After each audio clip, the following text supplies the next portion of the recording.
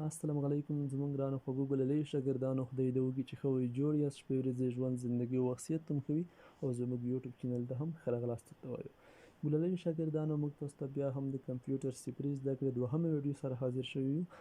لکه څرنګه چې موږ تاسو ته په لومړۍ ویډیو کې د کمپیوټر کومه صفري زده کړې لومړۍ ویډیو چې واپاکو موږ تاسو ته د کمپیوټر نوټ څخه سټارټ اخیستی او تاسو ته مو په نوټ کې د کمپیوټر مهم طریقونه در پېژندلي وو. او کومه دوهمه ویډیو چې دوی د کمپیوټر صفري زده کړې په همدې کې موږ د عملي زده کړې څخه د کمپیوټر سټارټ اخلو. تاسو ته په نننۍ ویډیو کې موږ په عملي ډول درښایو چې کمپیوټر څنګه موږ چلولی شو، په کومه بټن چلنیږي او څه ډول او څنګه بیا چې موږ کمپیوټر چلند کړو نوره مخکې تللی شو. نو تاسو ویډیو سکیپ کوئ مه تر پایه وګورئ. نو زه به راشم لومړی به تاسو ته د کمپیوټر وښیم چې مثال په کومه بټن چلنیږي. دلته ما دوه کمپیوټر عکسونه راخیستي دي. لکه څرنګه په همدې ډول ما یو لیپټاپ کمپیوټر تصویر راخیستی بل مې ډیسکټاپ کمپیوټر. او په ننني ژوند کې همدې دوه ډوله کمپیوټرونو څخه ډېره استفاده کېږي چې په اکثره ښوونځیو کې مثال کمپیوټر کورسونو کې مثال کورونو کې همدې کمپیوټرونو څخه ډېره استفاده کېږي. زه تاسو ته دوه کمپیوټرونه ښیم مثال چې لیپټاپ په کومه بټن چلنیږي، مثال ډیسکټاپ په کومه بټن چلنیږي. او تاسو ویډیو سکیپ کوئ مه، ټول ګلالي شاګردان ویډیو تر پایه وګورئ دقیقاً سره چې بیا کوم ستونزه او مشکل سره په همدې مرحله کې مخامخ نه شئ. نو زه راځم د تصویري نه لږ تاسو ته زوم کوم چې لږ سم ډول ښکاره شي. نو تاسو ملګرو چې هر ډول لیپټاپ کمپیوټر وي مثال تاسو کولی شئ چې لیپټاپ کمپیوټر خلاص کړئ مثال. نو دلته په کیبورډ کې تاسو پاور په نوم یوه بټن ده همغه به ولټوئ. د پاور بټن چې دی اکثره خپل داسې یو ډول رسم نشان لري. مثال د پاور بټنو ټولو یو ډول نشان وي، خپل داسې یو رسم د کیو په رقم یوه علامه په رسم شوې وي. نو دلته ملګرو په اکثره کمپیوټر کې چې کومه د چلنولو بټن د پاور بټن د کمپیوټر په ډېرو کمپیوټرونو کې دلته تاسو وینئ په همدې منځ ساحه کې موجوده ده دلته.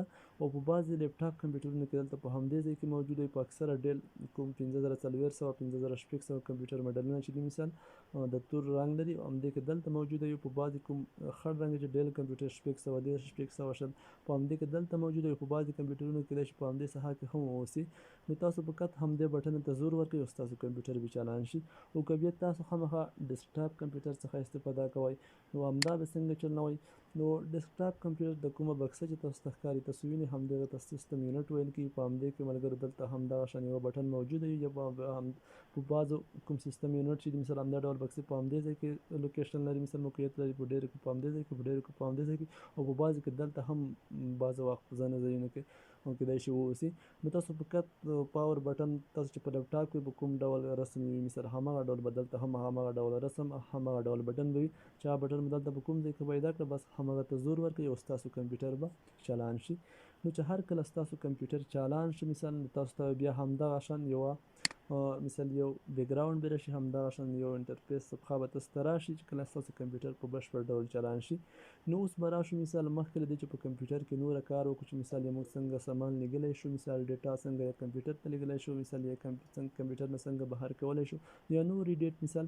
نو موږ تاسو به لومړی باید د کمپیوټر کې د بیکګراوند چې دی مثال د دې سره بلد شو، د نومونه وپېژنو چې همدې صفحې ته څه ویل کېږي مثال همدې صفحې ته څه ویل کېږي همدې سره به بلد شو.